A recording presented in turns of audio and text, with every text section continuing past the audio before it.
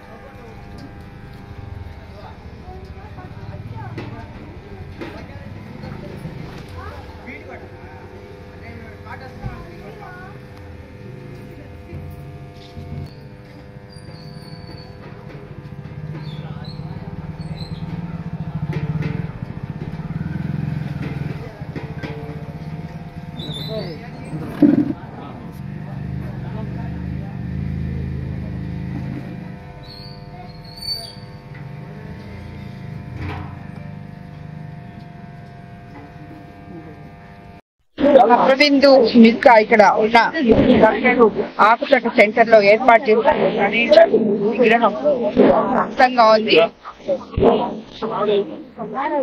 ఇక్కడ అందరికి, ఇక్కడ ఉన్న వాళ్ళకి అందరికి కూడా ఇలాంటి ఆశీస్సులు ఉండాలని ప్రతి ఒక్కరు వచ్చి తీసుకొని ఆయనకి పూజ చేసుకోవాలని చెప్పి మిమ్మల్ని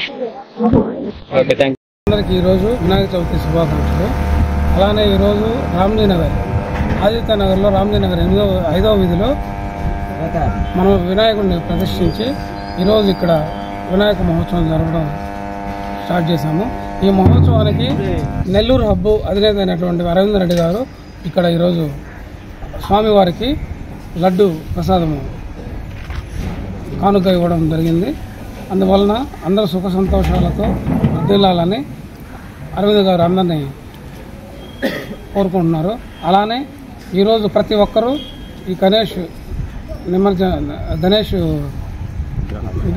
విగ్రహావిష్కరణ చేయడం జరిగింది. అందువల్ల అందరూ సంతోషంగా ఉండాలని ప్రార్థిస్తున్నాను. గణేష్కి వచ్చిన మా అరవింద్ అన్న గారికి మాకు చాలా సంతోషంగా ఉంది. మాకు చాలు. జై బోలో గణేష్ మహారాజ్కి జై.